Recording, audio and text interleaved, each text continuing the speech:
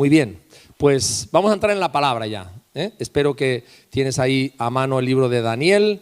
Muy bien, tienes tu cuaderno, tus notas, ¿verdad? Para aprovechar mejor, ¿sí? Y vamos a orar por la palabra en esta mañana y vamos a estar quietos y centrados y recibir lo que el Señor nos quiere hablar. Padre, gracias porque tú eres un Dios vivo, un Dios que habla a tu pueblo. Gracias porque tu palabra es relevante hoy, porque tu palabra es significativa. Hoy te pedimos, Señor, que abras nuestra mente y nuestro corazón para recibirla, oh Dios, para que podamos también aplicarla, que esta palabra nos muestre como un espejo qué cosas en nuestra vida tú quieres seguir mejorando y cambiando, Señor, para que seamos reflejo de ti. En el nombre poderoso de Jesús. Amén. Quiero dar saludos de la hermana Marlene Bustamante. No sé cuántos se acuerdan. Marlene se marchó a su país de vuelta definitivamente en febrero, hace un año. Sí, y yo pensé que ya la habíamos perdido, pero no, está viva. Entonces ayer se le ocurrió mandarme un mensaje justo cuando ya estaba libre. Y digo, no, esto hay que aprovecharlo para hablar. Entonces, bueno, ella estuvo aquí 7 años y me dijo algo, toma nota de esto. De todo lo que hablábamos, está bien, está integrada en una iglesia. Me dice, ¿cuánto me han servido las predicaciones? Las tengo atesoradas. Yo recuerdo que estaba en la puerta un día y me dice, pastor, ¿me puede pasar todos los manuscritos de lo que usted predica? Digo, sí, hermano, no tengo ningún inconveniente, hermana. Ella lo fue atesorando y me dice, ahora estoy en la iglesia y estoy ministrando. No, todavía se acordaba. Por ahí está Sujei, del pasaje que Sujei en una ocasión predicó. Me dice, esa palabra me tocó tanto, ¿verdad? Que yo le he vuelto a predicar y a enseñar, ¿no? Entonces, qué bueno es que cuando Dios nos lleva a otro lugar, realmente podamos ser personas útiles en sus manos. Y me dice algo, me dice, pastor, de todo lo que yo aprendí durante esos 7 años, lo que me ha marcado definitivamente fue el grupo de hogar. Cuánto me acuerdo del grupo de hogar, y quiero darte este toque, ¿verdad, hermano? Intégrate en tu grupo de hogar, participa del grupo de hogar, aprende y sé discipulado, porque eso va a dejar en tu vida un crecimiento y una bendición muy grande. Así que reciban todos los saludos de Marlene Bustamante. Ella está allí con su esposo y van adelante, no sin luchas, me decía el pastor también por aquí, pero lo importante es que estamos firmes, amén, en medio de la lucha y de las situaciones. Gloria al Señor. Estamos aprendiendo sobre 9 grandes pruebas de la vida mientras examinamos la vida de Daniel. Sabéis que cada vez que Daniel atraviesa una prueba y sale triunfante, Dios lo asciende o lo promociona, ¿no?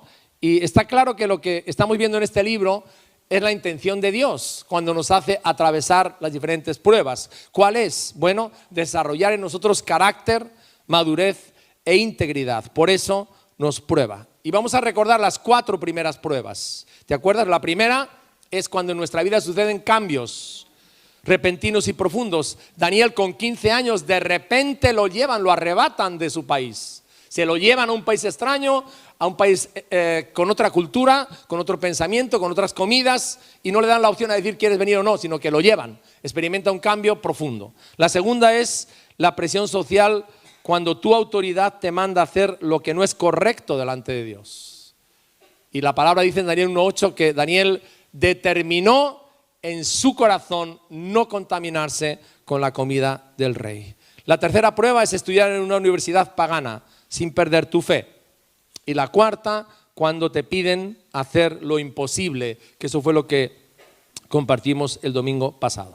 Hoy, el capítulo 3 de Daniel, ¿verdad?, nos habla de la quinta prueba, cuando atraviesas el fuego de la prueba, ¿no? Cuando atraviesas el fuego de la prueba. Y esta prueba en concreto no le sucedió a Daniel, sino le sucedió a sus 3 amigos. ¿Te acuerdas cómo se llamaban? Sadrac, Mesac y Abednego. Muy bien, sucedió a los 3 amigos y ya no eran unos adolescentes.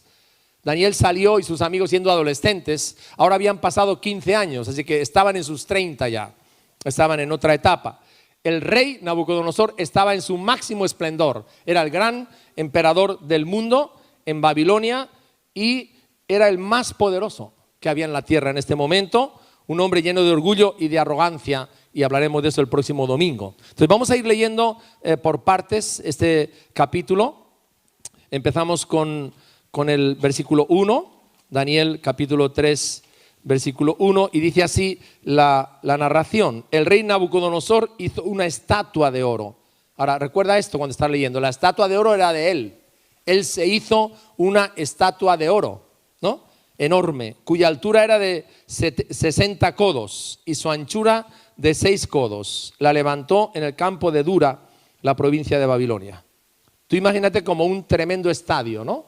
Hace la estatua, la levanta en un lugar tremendamente visible y hay una llanura donde miles y miles de personas se congregan alrededor de la estatua. Y dice, envió el rey Nabucodonosor a que se reuniesen los sátrapas, los magistrados y capitanes, oidores, tesoreros, consejeros, jueces y todos los gobernadores de las provincias para que viniesen a la dedicación de la estatua que el rey Nabucodonosor había levantado. Fueron pues reunidos los sátrapas, magistrados, capitanes, oidores, tesoreros, consejeros, jueces y todos los gobernadores de las provincias a la dedicación de la estatua que el rey Nabucodonosor había levantado. Y estaban en pie, fíjate, delante de la estatua que había levantado el rey Nabucodonosor. Y el pregonero anunciaba en alta voz: mándese a vosotros, oh pueblos, naciones y lenguas. Imagínate el tamaño del imperio, ¿no? Pueblos, naciones y lenguas, que al oír el son de la bocina tenían una buena orquesta, algo más que un grupo de alabanza. El son de la bocina, de la flauta, del tamboril, del arpa, del salterio, de la zampoña y de todo instrumento de música, os postréis y adoréis la estatua de oro que el rey Nabucodonosor ha levantado. Se había preparado un evento musical bien importante, ¿verdad? Bien importante para toda la gente que se había reunido allí. Ahora, ¿cuál es el planteamiento? El planteamiento de Nabucodonosor es este: no me es suficiente con ser emperador. Yo me creo Dios y quiero que toda la gente de mi reino me adore. Para que te sitúes, ese es el planteamiento, ¿verdad? No solamente era el rey más poderoso de la tierra, no solamente se creía Dios, sino que además de eso exige a todos sus súbditos que le adoren, que le den adoración. Ahora, recuerda la tentación de la serpiente en Génesis 3. Le dice, y seréis como Dios. Es una tentación, ¿verdad? Que está ahí. Ahora, seguimos leyendo, versículo 6 y versículo 7. Dice, y cualquiera que no se postre y adore, inmediatamente será echado dentro de un horno de fuego ardiendo. Por lo cual, al oír todos los pueblos el son de la bocina, de la flauta, del tamboril, del arpa, del salterio, de la zampoña y de todo instrumento de música, todos los pueblos, naciones y lenguas se postraron y adoraron la estatua de oro que el rey Nabucodonosor había levantado. Aquí nos encontramos con 4 realidades que también están presentes, fijaros, en nuestra cultura. Tenemos que abrir los ojos de lo que la Biblia nos está hablando acerca del día de hoy. Lo primero que encontramos en nuestra cultura es que el mundo crea ídolos para que los adoremos. En el mundo de hoy, en la época que vivimos, ¿verdad?, hay un montón de ídolos. Y lo que el diablo quiere es que adoremos a esos ídolos. No son estatuas de oro, no son imágenes en la pantalla. Esos son los ídolos de hoy, ¿verdad? Y para muestra, en estos días pasados, sus majestades satánicas, los Rolling Stones, todo lo que se ha preparado con la visita de este conjunto, creo que no hay que explicar mucho con el título que tienen, qué tipo de música, ¿verdad?, hacen y a quién cantan. Pero estamos en un mundo donde a través de la imagen tenemos un montón de ídolos, deportistas, cantantes, estrellas de cine, atletas, escúchame bien, que se les trata como a dioses. ¿Por qué? Bueno, nada más que veas lo que hacen: luces, focos, cámaras, humo, y se nos incita a adorarles. Se nos incita a adorarles. Y el internet potencia todavía mucho más eso. Hay ídolos que el mundo adora. Te voy a citar algunos: la belleza física, el sexo, las riquezas, el éxito, el placer, la fama y el poder. Y estos ídolos son los temas de las películas. Si tú analizas cuáles son las películas que más se ven, las más vistas en Netflix, y analizas qué temas son los que tienen, te vas a dar cuenta que justamente coincide con esto. Así que la primera realidad que nosotros vivimos hoy a nuestro alrededor es que el mundo crea ídolos para que los adoremos. El segundo, soy tentado a crear una imagen falsa de mí mismo para impresionar a otros. ¿verdad? Y esa es una de las tentaciones que estamos viviendo, crear una imagen falsa de nosotros mismos. ¿Por qué? Porque queremos ser amados, queremos ser honrados y queremos ser bien conocidos. Y en el fondo de nosotros está ese deseo también de ser adorados. Creo que hay una frase que resume la esencia de nuestra cultura y sobre todo la cultura que hay en las redes. Y ojalá que el Señor te abra la mente para entender esto. ¿Cuál es? Todo se trata de mí, yo soy el centro de todo.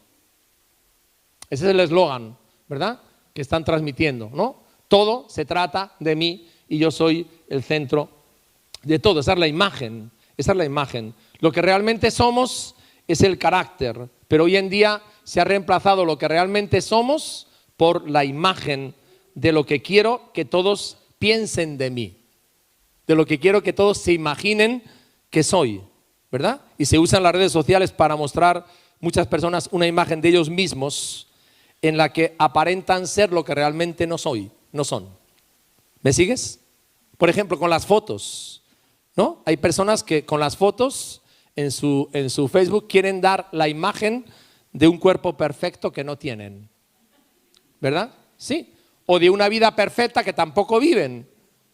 Creo que todos hemos visto testimonios de influencers, personas que en las redes dan una imagen tremenda de una vida de un determinado nivel, pero que luego en la realidad están viviendo una vida muy desesperada, ¿verdad? Y muy desequilibrada.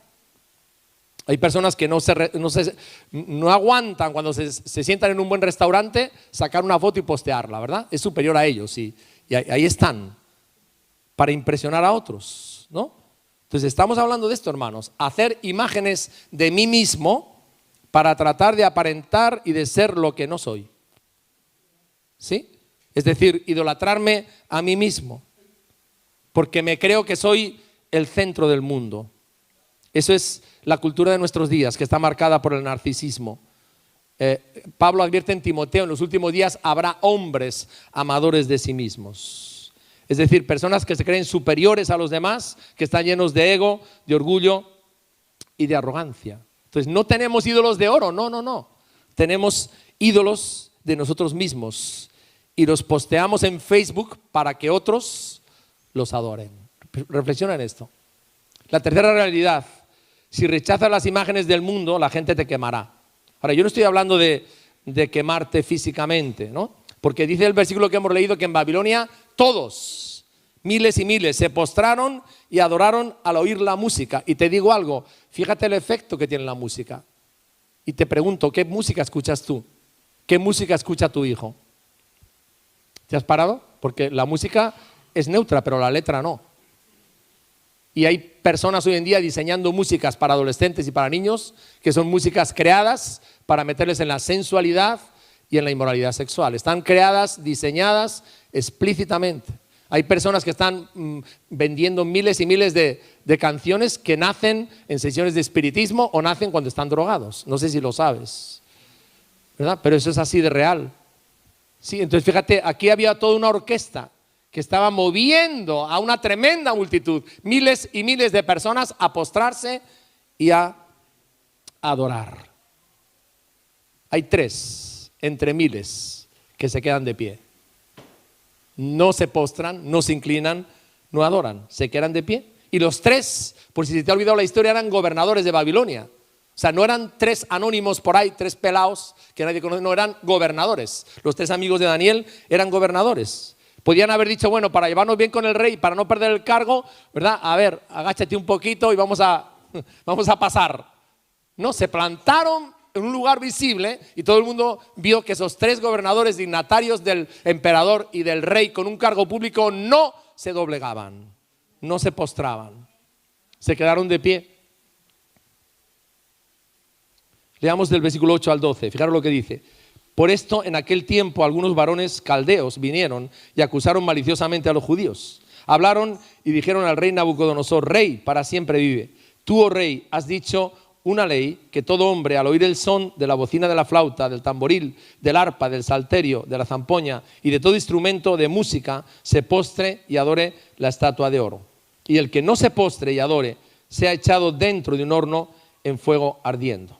Hay unos varones judíos, los cuales pusiste sobre los negocios de la provincia de Babilonia. Eran gente insigne, de un alto cargo, ¿verdad? En una alta posición. Sadrach, Mesach y Abednego. Estos varones, oh rey, no te han respetado, no adoran tus dioses, ni adoran la estatua de oro que has levantado. Así que, ¿quiénes les acusaron? Fíjate la jugada, ¿no? Sus mismos compañeros de cargo político. Los mismos compañeros que estaban con ellos en ese cargo fueron los que les acusaron, ¿verdad? Posiblemente movidos por el racismo, como diciendo, bueno, ¿qué pintan aquí 3 extranjeros en un puesto de influencia política como esto? Vamos a derribarlos, ¿verdad? Entonces, cuando nosotros rechazamos a los ídolos, va a haber gente que nos va a quemar, entre comillas, porque realmente eso les va a hacerse sentir molestos. Y la cuarta realidad de nuestros días es hacer lo correcto enfada a la gente. No sé si lo has descubierto. Hacer lo correcto enfada a la gente. Si tú actúas con honestidad, integridad y compasión, no te van a aplaudir siempre. No lo esperes. Porque Jesús fue perfecto. Dice Pedro, él pasó haciendo el bien y ayudando a muchos. Pero ¿qué hicieron con Jesús? Le crucificaron. ¿Sí? Entonces entendamos esto, que no siempre que tú hagas lo correcto le va a agradar a todo el mundo, ¿verdad? Y los 3 amigos, fijaros, desafiaron al rey. Déjame que te lo digan en palabras que tú entiendas. Fueron al rey y le dijeron, tú eres el rey más poderoso del mundo, pero no eres Dios y no te vamos a adorar. Esa línea roja nunca la vamos a cruzar. Qué valientes, ¿verdad? Qué valientes. Si eres rey, te respetamos como rey, pero no eres Dios. No eres Dios. Y porque no eres Dios, no te vamos a adorar, ¿verdad? No te vamos a adorar, esa línea roja no la vamos a traspasar. Ahora, fíjate una cosa, cuando tú te plantas en un sitio por defender la verdad y la integridad, va a haber personas que se van a enfadar contigo, ¿verdad? Si en el trabajo, por ejemplo, tú te plantas con tu jefe y te niegas a firmar una declaración que es trampa, mentira, eso te va a causar problemas. Si firmas y haces el loco, no lo he visto, allá él, ¿verdad? Pues no pasa nada, pero si te pones en tu lugar donde tienes que ponerte, evidentemente eso va a traer problemas. Ahora, yo te hago una pregunta, ¿cómo vas a reaccionar tú cuando seas presionado en el colegio, en la universidad, en el trabajo o en el vecindario de esta manera? ¿Te vas a plantar para defender lo correcto? Porque dice aquí que todos se postraron y parecía que todos llevaban razón y había 3 raros por ahí, 3 extraños, ¿verdad? Hombre, mayoría democrática, miles y miles contra 3, se supone que la mayoría siempre está con la verdad, pero no se plantaron y defendieron lo correcto. ¿Por qué? Porque fijaros, tenían muy claro obedecer 2 mandamientos. Míralo aquí en la pantalla, 2 mandamientos. Ellos sabían lo que Dios había mandado, los 10 mandamientos, y había 2 mandamientos importantes. El primer mandamiento, no tendrás dioses ajenos delante de mí. Es decir, todo aquello que ocupe el primer lugar en mi vida, que no sea el Señor, dinero, negocios, deportes, una novia, etcétera, no tiene nada de malo, ¿verdad? Pero están robándole a Jesús el primer lugar de la lista y son ídolos, así lo dice la palabra de Dios. Y el segundo mandamiento, no te harás imagen ni ninguna semejanza de lo que está arriba en el cielo y abajo en la tierra, ni en las aguas debajo de la tierra, ni te inclinarás, fíjate ahora bien claro, ni los honrarás. Ahora, ¿por qué estos jóvenes tomaron una postura tan contundente? Porque ellos no habían olvidado lo siguiente, que el pueblo de Dios había sido llevado a Babilonia 70 años en un trato de Dios por causa de la idolatría.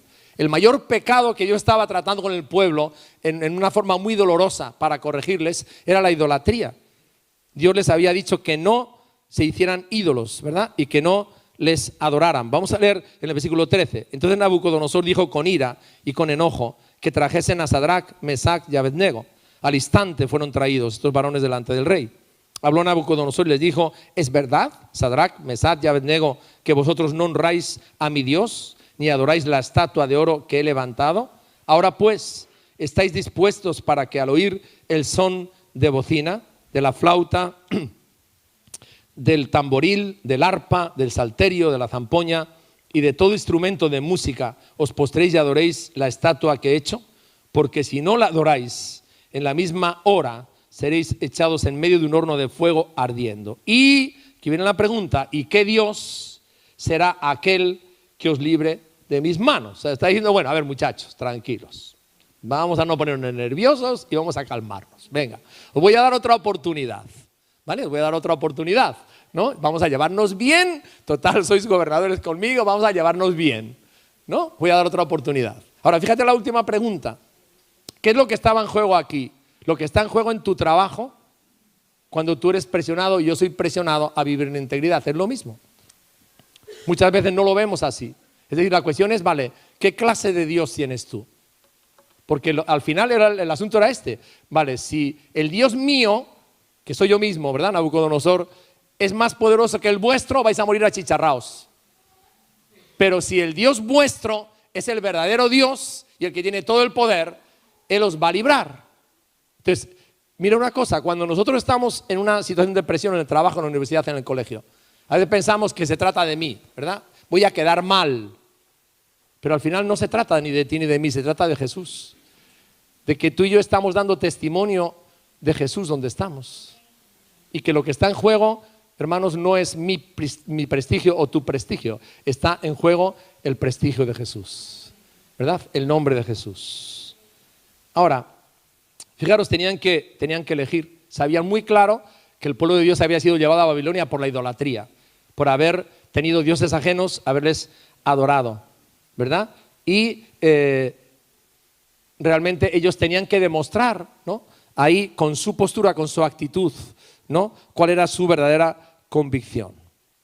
Entonces Él les dice, bueno, cuando yo os lance al horno de fuego, ahí vamos a ver quién es el verdadero Dios. Ahora, fíjate, cuando pasamos por la prueba hay dos aspectos, ¿verdad? ¿Qué debo hacer yo? ¿Qué debes hacer tú cuando atravesamos el fuego de la prueba? ¿Qué debemos hacer nosotros?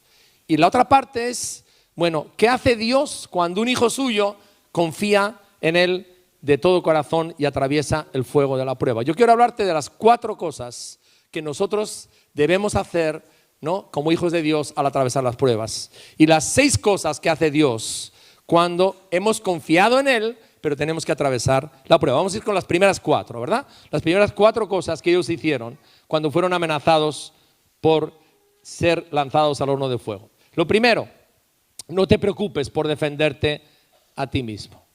Cuando estoy en esa situación de prueba y me planto frente a los que no están de acuerdo conmigo, tengo que estar tranquilo y no preocuparme por defenderme a mí mismo, ¿verdad? Sino confiar que Cristo se va a hacer cargo de aquellos que me atacan, que el Señor tiene una manguera ilimitada para apagar el fuego. Permítame que te lo diga así, el fuego de la prueba. Fijaros en el versículo 16, seguimos ahí en el texto, dice: Sadrach, Mesach y Abednego respondieron al rey Nabucodonosor diciendo: no es necesario que te respondamos sobre este asunto. O sea, estaban muy confiados y muy claros que el Dios al que ellos servían estaba de parte de ellos y les iba a defender. Estaban muy claros. Entonces, hermanos, nosotros no tenemos que defender a Dios. Dios se defiende solo, ¿verdad? No tenemos que defenderle a Él. Él se defiende solo. Hay preguntas que la gente hace que no necesitamos responderles, como aquí, ¿verdad? Dejaron que Dios se encargara del asunto. Lo segundo que nosotros hacemos cuando estamos atravesando el fuego de la prueba: recordar que Dios tiene el poder para salvarte. Fíjate lo que dice el versículo 17. Dice el versículo 17: he aquí nuestro Dios, a quien servimos, puede librarnos del horno de fuego ardiendo, y de tu mano, oh rey, nos librará. ¿Verdad? Recordar a la otra persona que Dios tiene el poder para salvar. No importa la gravedad de la situación, no importa lo terrible del fuego. Dios tiene el poder para salvar. Dios es Dios. Nuestro Dios, como dice la canción, puede salvar. Lo tercero que tenemos que hacer nosotros: creer que Cristo me salvará. No solamente creo que Él tiene el poder para salvar, sino creo que Él lo hará. Ellos dicen aquí algo tremendo al rey. Le dicen: Él nos salvará de tu poder. O sea, todos se han postrado, todos han cedido, todos han sido mansitos a la hora de hacer lo que el rey ha pedido. Pero de repente estos 3 hombres, ¿verdad?, se plantan ahí, no se arrodillan, desafían al rey. ¿Por qué? Porque tiene una convicción: nuestro Dios es más poderoso que el rey. Amén. Una convicción bien clara, ¿verdad? Bien profunda. Y no solamente es más poderoso, sino que está vivo. Porque los ídolos tienen ojos y no ven, tienen oídos y no oyen, tienen manos y no tocan, tienen pies y no caminan. Pero nuestro Dios está vivo, Él ha creado los cielos y la tierra. Y hermanos, qué valentía, ¿no? En estos tres jóvenes. Se plantan delante del rey y de una gran mayoría. Hoy en día, hermanos, cuando estamos en las diferentes atmósferas que son hostiles a la fe cristiana, y lo vivimos, ¿verdad? En los trabajos, tenemos que tener esto bien claro, hermanos. La mayoría, el número de personas que tienen una determinada posición, no significa que por ser muchos están en lo correcto. De hecho, la Biblia nos demuestra en muchos pasajes, ¿verdad?, que la mayoría suele estar equivocada. Y lo vemos en diferentes textos, ¿verdad? Ahora, fijaros, ¿qué es lo que les dio a ellos ese atrevimiento, ¿no? Ese coraje? Bueno, una promesa que ha leído nuestra hermana Oneida al comenzar, pero que la vamos a volver a leer otra vez porque es una promesa muy hermosa que te animo a subrayar en tu Biblia. Isaías capítulo 43. Isaías capítulo 43 es una promesa específica para los tiempos de prueba y de dificultad. Isaías 43, 2 y 3 dice: cuando pases por las aguas, yo estaré contigo, y si por los ríos, no te anegarán. Cuando pases por el fuego, no te quemarás, ni la llama arderá en ti. Porque yo, Jehová, Dios tuyo, el Santo de Israel, soy tu Salvador. A Egipto he dado por tu rescate, a Etiopía y a Seba por ti, porque a mis ojos fuiste de gran estima, fuiste honorable, y yo te amé. Daré pues hombres por ti y naciones por tu vida. Es decir, las promesas de Dios, la confianza en que Dios cumple su palabra, independientemente de las circunstancias, de que Dios lo va a hacer, eso me quita la preocupación. Y lo cuarto que yo puedo hacer cuando estoy atravesando el horno de aflicción es declarar mi lealtad incondicional a Cristo. O sea, llegan a un punto donde le dicen esto y tampoco nos importa el resultado de esto. Lo que no vamos a hacer, oh rey, es echar marcha atrás. Fijaros en el versículo 18 lo que le dicen al rey. Y si no, sepas, oh rey, que no serviremos a tus dioses, ni tampoco adoraremos la estatua que has levantado. Es decir, no importa cuál sea el resultado final, declaro mi lealtad completa a Cristo Jesús. Es decir, en el supuesto de que tuviéramos que morir en el horno de fuego, aún en ese supuesto, su determinación era firme, hermanos. 1, no serviremos a tus dioses. 2, no adoraremos la estatua. ¿Verdad? Sabemos que Dios nos puede salvar, creemos que Él nos salvará, pero incluso si Él en su soberanía decide no hacerlo, ¿verdad?, no volveremos atrás. Y quiero, para que entendamos bien esto, ir a un pasaje del libro de los Hechos. En un momento determinado, Herodes el Grande quiere congraciarse con el pueblo y con la ciudad de Jerusalén. Era la Pascua. ¿Y sabe lo que hace? Captura a los 2 hombres más importantes que había en ese momento en la iglesia primitiva, que eran Pedro y Santiago. La iglesia empieza a orar, dice Hechos 12, empieza a orar y a orar por ellos para que Dios les libere y Dios les salve. Pero hay 2 resultados completamente opuestos. La iglesia ora por los 2, ora por la liberación de Santiago y por la liberación de Pedro. ¿Y saben lo que hizo Herodes, no? Santiago fue ajusticiado, Herodes le mató y eso le dio puntos de cara a la multitud, pero a Pedro dice que fue liberado milagrosamente y salió de la cárcel. Entonces, ¿qué entendemos ahí, hermanos? Que Dios es soberano, que Dios es soberano y Él hace las cosas como Él sabe y como nosotros muchas veces no entendemos. Entonces, ellos llegaron a ese punto. O sea, creemos que Dios salva, creemos que nos puede salvar, pero en el caso de que Dios soberanamente decida de que tenemos que morir ahí en ese horno, de todas las maneras que te conste que no vamos a adorar a tus dioses ni vamos a adorar la estatua. Es decir, no vamos a cambiar, no vamos a mantener leales a Cristo. Hay veces, hermanos, que como creyentes pasamos por situaciones difíciles, un accidente de tráfico, una enfermedad. Y fijaros, Dios actúa de 3 formas diferentes. Dios actúa de 3 formas diferentes. Puede ser que Dios nos libre totalmente, ¿verdad? Que no tengamos que pasar por el fuego, que nos, de una forma sobrenatural, soluciona el problema. Esa es una forma. Otra forma es, Dios permite que pasemos por el problema. Por ejemplo, pasemos por la cirugía de ese cáncer, ¿verdad? Pero nos acompaña a atravesarlo y nos da la fortaleza para manejarlo. Y la otra forma en la cual Dios actúa, queridos hermanos, es que Él nos libra de un problema mayor. Por ejemplo, si estoy con exámenes médicos porque tengo un dolor fuerte en mi cuello y de repente sale a la luz que lo que hay ahí detrás es un tumor en la columna, ¿verdad? Ese dolor me ha librado de otro problema mucho mayor que tengo. Ahora, Pedro, primera de Pedro, capítulo 1, versículos 6 y 7, escribe a cristianos que estaban en Asia pasando tiempos de prueba muy duros. Fíjate lo que les dice, lo tienes en la pantalla. En lo cual vosotros os alegráis, aunque ahora, por un poco de tiempo, si es necesario, tengáis que ser afligidos en diversas pruebas, para que, sometida a prueba vuestra fe, mucho más preciosa que el oro, el cual, aunque perecedero, se prueba con fuego, sea hallada en alabanza, gloria y honra cuando sea manifestado Jesucristo.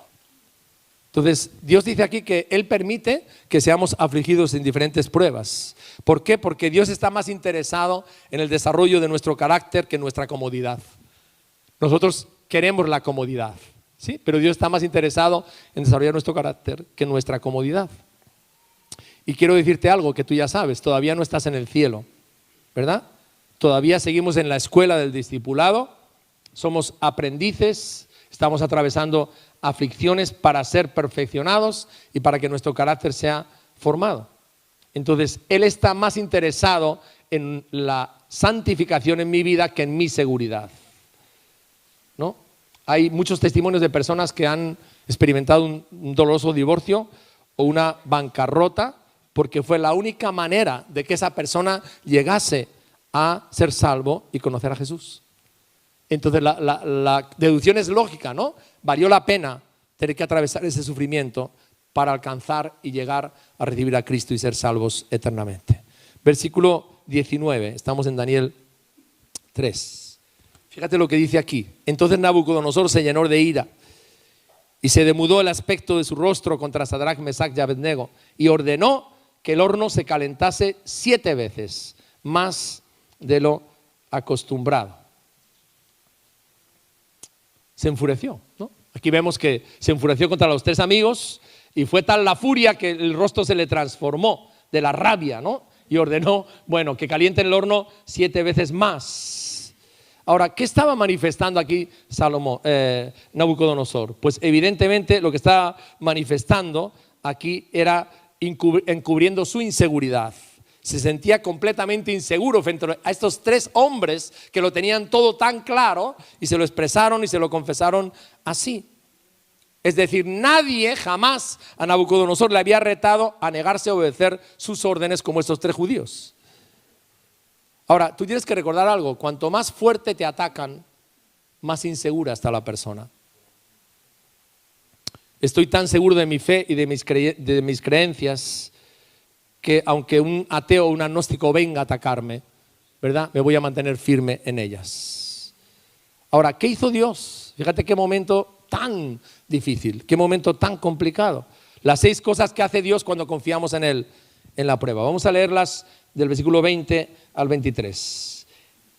Dice aquí, en el versículo 20, y mandó a hombres muy vigorosos que tenía en su ejército que atasen a Sadrach, Mesach y Abednego para echarlos en el horno de fuego ardiendo. Entonces estos varones fueron atados con sus manos, sus calzas, sus turbantes y sus vestidos y fueron echados dentro del horno de fuego ardiendo. Y como la orden del rey era premiante y lo habían calentado mucho, la llama del fuego mató a aquellos que habían alzado a Sadrach, Mesach y Abednego. Y estos 3 varones, Sadrach, Mesach y Abednego, cayeron atados dentro del horno de fuego ardiendo. O sea, parece como que esto fuera al final de la historia. Bueno, ya están en el horno los 3 que molestaban, los 3 inconformes, los 3 que no estaban dispuestos a doblegarse. Pero ahí, hermanos, empieza Dios a intervenir. Ahí empieza la intervención sobrenatural de Dios. Y las 6 cosas que hace Dios cuando tú estás atravesando la prueba confiando en Él son: la primera, Jesús atraviesa el fuego conmigo. Amén. No estarás solo, su presencia estará contigo, porque Él nos ha prometido su presencia. Fíjate lo que sucede en el versículo 24. Dice: entonces el rey Nabucodonosor se espantó y se levantó apresuradamente y dijo a los de su consejo: ¿no echaron a 3 varones atados dentro del fuego? Ellos respondieron al rey: ¿es verdad, oh rey? Y él dijo: he aquí que yo veo 4 varones sueltos que se pasean en medio del fuego sin sufrir ningún daño, y el aspecto del cuarto es semejante al Hijo de los dioses. Es decir, el rey, para su asombro, ve que no hay 3, sino que hay 4 personas caminando, dando un paseo en medio del fuego de un horno, ¿verdad?, con una temperatura tan alta. Y evidentemente él dice: parece que es semejante al Hijo de los dioses. Claro, es el Hijo de Dios, era Jesús. Una teofanía de Cristo en el Antiguo Testamento. Jesús, el Hijo de Dios, paseándose con ellos. ¿Por qué? Porque Él ha prometido que siempre va a estar con nosotros, ¿verdad? Hebreos, quiero leer esta promesa. Hebreos 13 es una promesa tan maravillosa de la presencia de Jesús acompañándonos cuando estamos pasando por las pruebas. Dice aquí, está citando un versículo del Antiguo Testamento, Hebreos 13, 5, y dice: no te desampararé ni te dejaré. De manera que podemos decir confiadamente: el Señor es mi ayudador, no temeré lo que me pueda hacer el hombre. Y Jesús prometió sus últimas palabras: he aquí que yo estoy con vosotros todos los días hasta el fin del mundo. Entonces, hermanos, ten por cierto esto: vas a atravesar el fuego de la prueba muchas veces. Asúmelo, es parte de tu estancia aquí en la tierra. En muchas ocasiones vas a atravesar el fuego de la prueba, lo vamos a atravesar a lo largo de nuestra vida. Pero recuerda, aleluya, Cristo lo atraviesa contigo.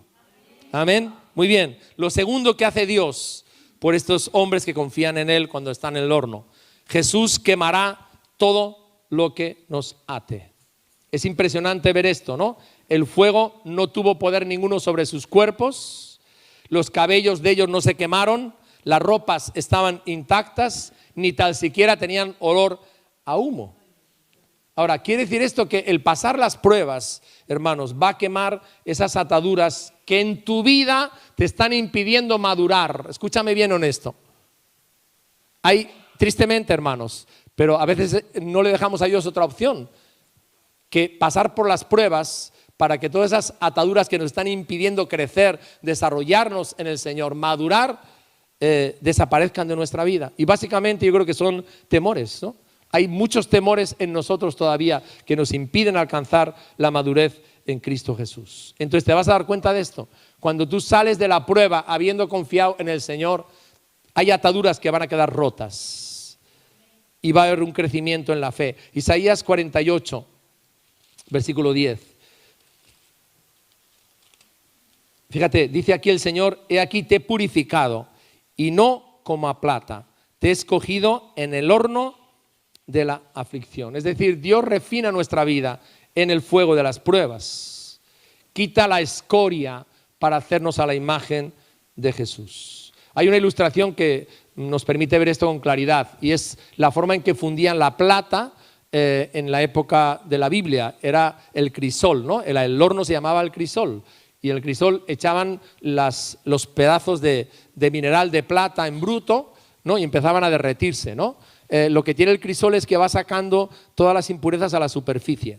Entonces el platero tenía como un colador o algo parecido, ¿verdad? Una espumadera, digamos así, iba metiendo la espumadera y quitando las impurezas, ¿no? Era un proceso muy lento donde la plata quitaba o soltaba en esa fundición la escoria, ¿no? Y a medida que iba calentándose la plata, iba hirviendo ahí, iba subiendo toda la escoria arriba.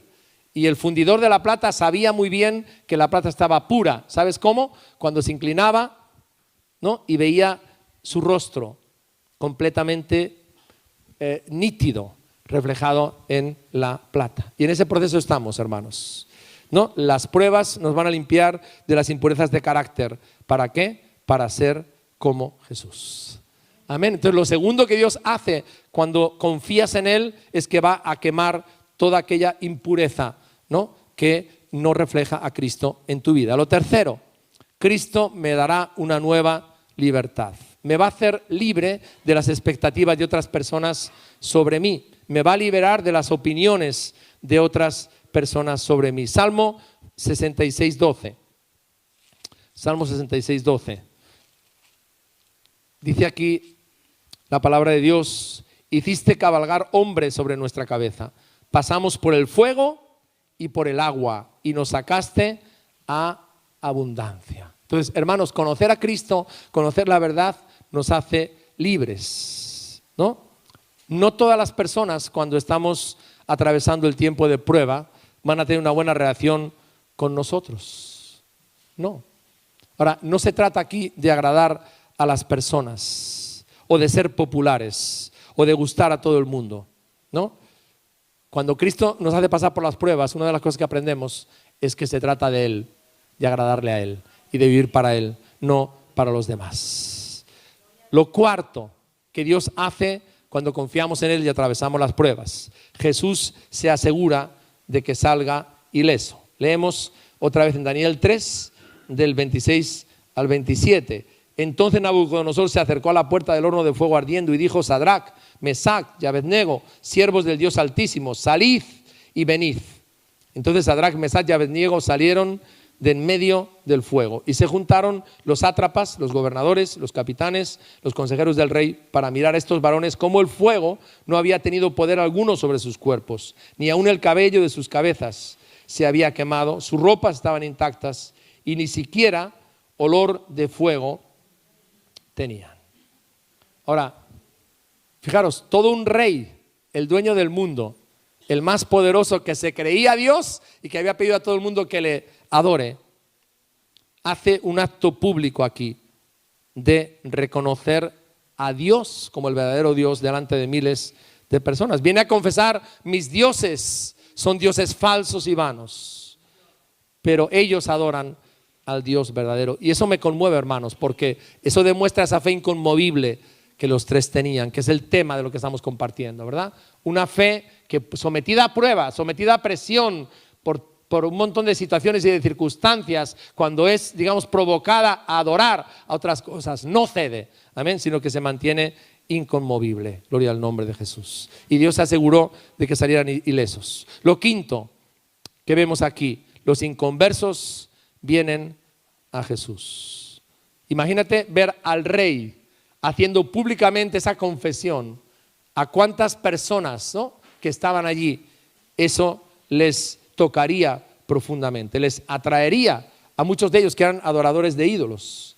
Entonces, hay algo importante aquí, hermanos. La forma en la cual atravesamos las pruebas es algo que los no creyentes observan, ¿verdad? ¿Cómo reaccionas tú cuando te quedas sin trabajo? ¿Cómo reaccionas tú cuando te dan la noticia de que tienes una enfermedad o una situación familiar difícil o complicada? El vecino, el compañero de trabajo, los que están a tu lado, van a empezar a observarte.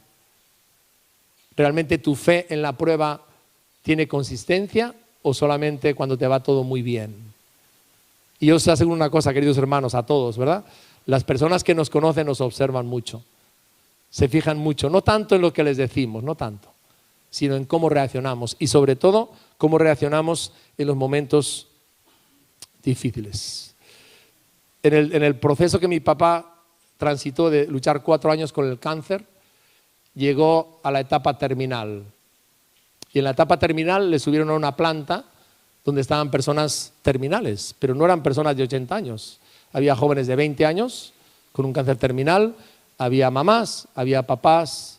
Es uno de esos lugares donde uno nunca quiere estar, ¿verdad? Pero tiene que estar.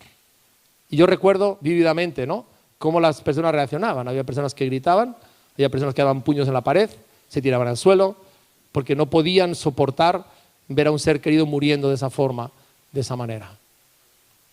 Y hermanos, en medio de toda esa situación, cuando estábamos con papá y era el último tiempo ya, fue tremendo, ¿verdad? Porque estábamos en la habitación, estábamos orando y entró un doctor que hacía la guardia normal. Y el doctor salta y dice esto: yo no sé qué pasa en esta habitación, pero hay una paz, hay algo en la atmósfera que yo no siento en ningún otro sitio. Eso nos dio una tremenda oportunidad para dar testimonio.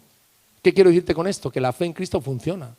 Y funciona en los peores momentos, funciona en los momentos difíciles, funciona cuando la gente ya no tiene a dónde agarrarse. Nuestra fe funciona, hermanos. Nuestra fe es real, nuestra fe es poderosa en Cristo Jesús.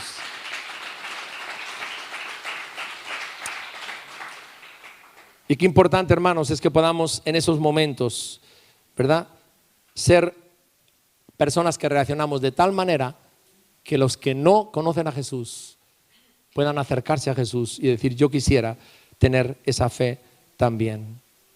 Nos damos cuenta que el rey aquí estaba completamente conmovido. Fijaros en el versículo 28. Entonces Nabucodonosor dijo: bendito sea el Dios de ellos, de Sadrach, Mesach y Abednego, que envió a su ángel y libró a sus siervos que confiaron en él y que no cumplieron el edicto del rey y entregaron sus cuerpos antes que servir y adorar a otro Dios que es su Dios. Aquí se revelan dos cosas, ¿verdad? Y es que la mayoría, por ser el número y por ser la mayoría, no siempre llevan razón. Primer punto que aprende el rey aquí. Y lo segundo es que lo que es heroico y digno de admirar es cuando una persona está dispuesta a pagar cualquier precio por defender su fe. Y por más que le amenacen con el trabajo, con el dinero, con la posición, ¿verdad?, nunca va a dejar de ser leal a Cristo Jesús, ¿verdad?, por presiones materiales o de aceptación o presiones sociales. Hermanos, el rey se queda aquí asombrado, ¿verdad? Asombrado, y una vez más, ¿qué hace?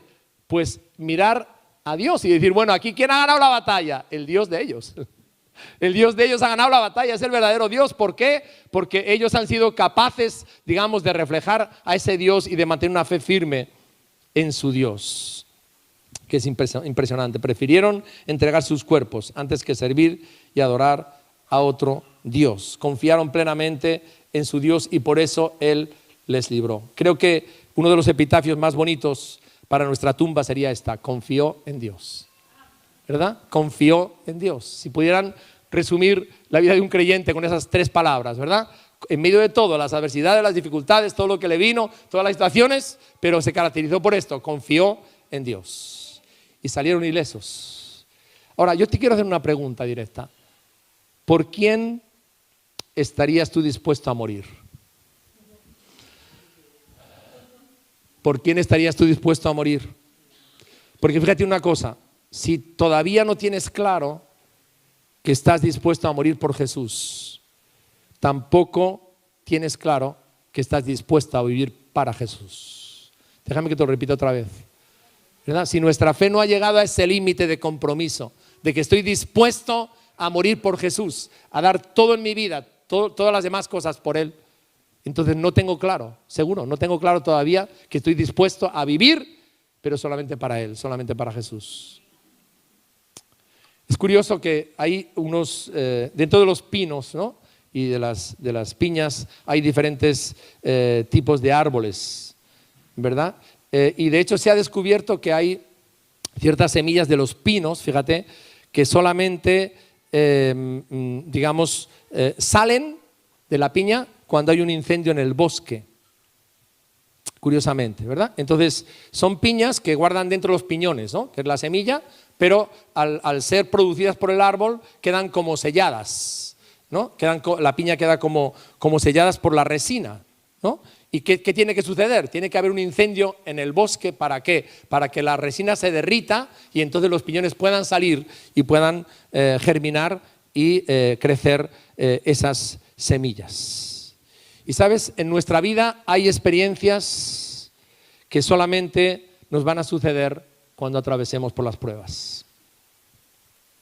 Nos cuesta mucho trabajo entender esto, pero hay experiencias de nuestra vida espiritual que solamente van a suceder, solamente vamos a poder experimentar eso cuando atravesemos por las pruebas. En el versículo 29 dice: por lo tanto decreto que todo pueblo, nación o lengua que dijere blasfemia contra el Dios de Sadrach, Mesach y Abednego sea descuartizado y su casa convertida en muladar, por cuanto no hay Dios que pueda librar como este, ¿verdad? Esa es la frase que decíamos al comenzar la alabanza. No hay Dios que pueda librar como este. Es decir, no hay otro Dios verdadero. Los discípulos lo dijeron ante Sanedrín: no hay otro nombre bajo el cielo dado a los hombres en quien podamos ser salvos. Y creo que en este momento que estamos viviendo nos tenemos que hacer una pregunta muy sana: ¿quién te va a sacar a ti de la crisis, del horno de fuego, de las aguas profundas. ¿Quién te puede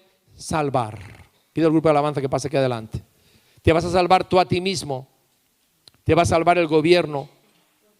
Cuando los ángeles aparecen en la noche de Navidad, hacen una declaración que es muy poderosa, que yo quiero recordar en esta mañana. Está en Lucas capítulo 2, versículo 11, que os ha nacido hoy en la ciudad de David un Salvador, que es Cristo el Señor. Créeme, tú necesitas un Salvador hoy. Tú no te puedes salvar a ti mismo. Por eso vino Jesús. Jesús vino para salvarte. ¿Y sabe lo que significa salvar? Salvar significa rescatar a una persona de una situación de la cual él solo no puede salir. Quiero ponerte 3 ejemplos para que entiendas esto en la vida espiritual. Imagínate que se declara un incendio en un bloque de pisos y arriba en el último bloque, ¿verdad?, queda una persona. ¿Qué puede hacer esa persona? Sola. No puede salvarse sola, ¿verdad? O bien hay un bombero que pone una grúa y va hasta allá para rescatarle, o bien le pone una red abajo para que él se tire, pero él solo no se puede salvar. Imagínate un choque de vehículos frontal, ¿no? Donde todo el vehículo queda hecho un amasijo de hierros y ahí queda una persona apresada. Tampoco va a poder salir él solo. Tendrán que venir, rescatarle con un soplete, cortar esos hierros para rescatarle con vida. Esa es nuestra condición espiritual, querido amigo, ¿verdad? Tú no te puedes salvar. Solamente hay uno que te puede sacar de la muerte y de la condenación, que es Jesús. Solamente Él nos puede salvar del pecado. Ninguno de nosotros por nuestras propias fuerzas, ¿verdad?, podemos llegar al cielo y tener perdón. Y solamente hay uno que perdona nuestros pecados, que da vida eterna y que nos da un lugar en el cielo para siempre. Querido, necesitas un Salvador. Pablo le dijo a aquel hombre, después de un terremoto en la cárcel, donde su vida fue sacudida totalmente: cree en el Señor Jesucristo y serás salvo. Y yo quiero que inclines tu cabeza un momento. Quiero hacerte una invitación clara, ¿verdad?, y directa a ti en esta mañana. Necesitas un Salvador. Tú no te puedes salvar a ti mismo. Necesitas a Jesús. Necesitas venir a Él y decirle: soy un pecador, estoy apartado, separado de ti, sé que tú me amas y vengo a ti para que me salves, para que me perdones, para que me hagas libre, para que me hagas una nueva creación. Yo quiero invitarte en esta mañana a que hoy puedas tomar esta decisión de clamar a Jesús como tu Salvador, porque no hay otro nombre bajo el cielo dado a los hombres en quien podamos ser salvos, ser perdonados, ser rescatados, ser cambiados, ser transformados. No hay otro nombre. Tú no puedes cambiarte a ti mismo por tu buena voluntad, por tus buenas obras, porque estamos muertos en delitos y pecados. Y si en esta mañana tú quieres tomar esta decisión, la más importante de tu vida, te invito a que me acompañes en esta oración. Acompáñame ahí donde estás en esta oración. Señor Jesús, te doy gracias por amarme. Te doy gracias por crearme. Tú me has hecho único y especial. Hoy vengo delante de ti y reconozco que soy pecador.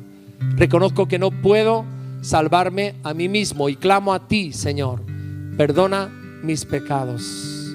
Creo que tú eres el Hijo de Dios, que tú eres mi Salvador. Te acepto, te reconozco y te confieso como el Hijo de Dios. Gracias por salvarme. En el nombre de Jesús. Amén. Lo sexto que hace Dios cuando confiamos en Él y atravesamos la prueba es que me recompensa mi fe en el cielo. En el cielo vamos a ser recompensados por cuanto confiamos en el Señor, ¿verdad? Y esa recompensa, esa corona va más allá de la salvación. Por lo que te voy a explicar ahora. Busca conmigo 1 Corintios capítulo 3 versículo 10. Está aquí hablando Pablo de aquellos que ya somos cristianos y que estamos caminando con el Señor después de habernos convertido, de haberle entregado nuestra vida a Él. Dice el capítulo 3, versículo 10: conforme a la gracia de Dios que me ha sido dada, yo como perito arquitecto puse el fundamento y otro edifica encima, pero cada uno mire cómo sobreedifica, porque nadie puede poner otro fundamento, el que está puesto, el cual es Cristo. Y si sobre este fundamento alguno edifica oro, plata, piedras preciosas, madero, heno, hojarasca, la obra de cada uno, fíjate en esto, será manifiesta, porque el día la declarará, pues por el fuego será revelada. Y la obra de cada uno, cual sea, el fuego la probará. Si permaneciere la obra de alguno que sobreedificó, recibirá recompensa. Si la obra de alguno se quemare, él sufrirá pérdida, si bien él mismo será salvo, aunque así como por fuego. Aquí está hablando Pablo de que cada uno de nosotros somos libres para poner un fundamento en nuestra vida, y también somos libres para edificar con diferentes materiales. No habla aquí de perder la salvación, sino habla de perder las recompensas. Dios nos va a recompensar cuando hemos confiado en Él al atravesar las pruebas. Y quiero preguntarte antes de orar, ¿qué clase de prueba estás atravesando hoy? ¿Es una prueba financiera? ¿Una prueba matrimonial? ¿Una prueba laboral? ¿Verdad? ¿Qué tipo de presiones estás viviendo en el ambiente donde te mueves para conformarte, ¿no? Y adorar las imágenes de nuestra cultura? Porque eso es una presión real. Yo quiero invitarte hoy a que tomes la determinación, ¿verdad?, de plantarte como esos 3 jóvenes y determinar: Señor, te voy a servir solamente a ti, porque tú eres lo primero en mi vida y no quiero tener ningún ídolo. Solamente a ti, Jesús, me postraré y te adoraré. Decido hoy vivir y morir para agradarte a ti, Jesús, no importa el costo. Y tampoco importa, querido, lo que hagan la mayoría o lo que diga la mayoría. ¿Sabes una cosa? Cuando determinamos esto, tenemos la certeza absoluta de que Él va a caminar con nosotros en la prueba, que no estamos solos, y de hecho Él va a usar el testimonio que estamos dando en medio de las pruebas para atraer a otros a Jesús. Aleluya. Quiero que oremos un momento. Señor, hoy somos tu pueblo y estamos atravesando circunstancias personales difíciles como el mundo entero está pasando, Señor. Te damos muchas gracias porque tenemos la certeza de que cuando confiamos en ti, tú vas con nosotros en la prueba, tú caminas con nosotros. Hay un cuarto varón, aleluya, que estaba caminando con ellos, Señor. Oh Dios, muchas gracias por esa certeza y esa convicción, Señor, de que tú estás con nosotros ahora, en medio de la prueba y siempre. Gracias porque estás usando la prueba para quemar todas aquellas cosas que nos impiden crecer y desarrollarnos. Señor, queremos estar en tu crisol y que tú trabajes en nosotros para desarrollar el carácter de Cristo, hacernos como a su imagen. Gracias porque tú nos vas a dar una libertad nueva, Señor, de agradarte a ti por encima de lo que las personas puedan pensar.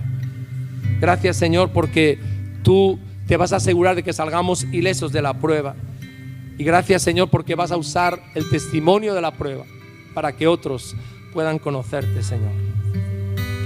Ayúdanos hoy a ser como los 3 jóvenes, a tener una determinación clara y firme, Señor, a ser leales a ti, oh Dios, de servirte a ti solo, de vivir para ti solo y de morir para ti solo, Señor, porque no hay otro nombre, no hay nadie, oh Dios, que sea un Dios tan real y tan poderoso como tú, Señor. En el nombre poderoso de Jesús. Amén. Amén.